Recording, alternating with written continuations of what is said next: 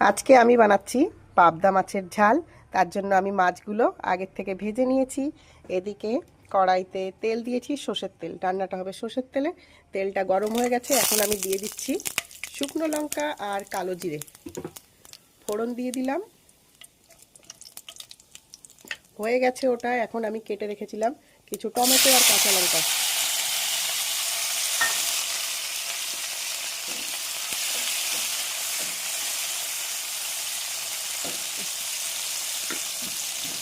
এখন আমি এর মধ্যে দিয়ে দেবো একটু মশলা, সেটা হলো জিরা, আদা আর শুকনো লঙ্কা বেটে রেখেছি। বাকি আর অন্য কোনো মশলা নেই এর মধ্যে।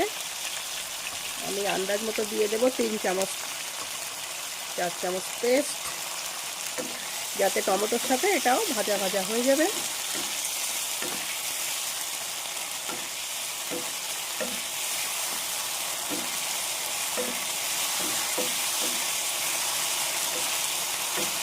এটা ভাজা হতে হতে আমি ততক্ষণে এর মধ্যে দিয়ে দেব স্বাদ অনুযায়ী লবণ।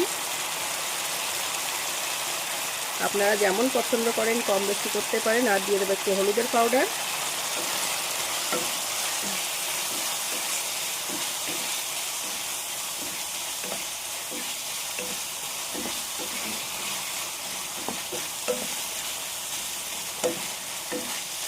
এই রান্নাটা করতে বেশিক্ষণ লাগে না।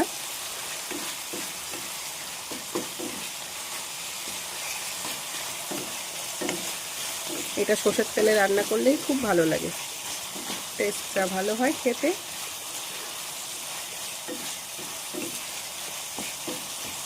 আর অনেকেই বেশি মশলা পছন্দ করে না, সেই জন্য আমি কম মশলা দিয়েই বানাচ্ছি এটা।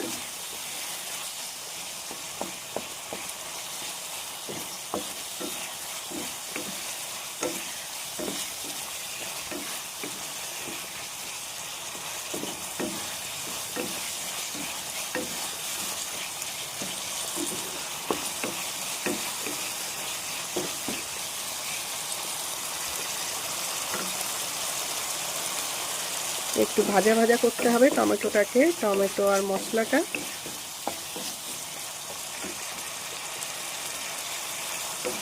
দেখুন প্রায় হয়ে এসেছে, মশলাটা তেল ছেড়ে দিয়েছে।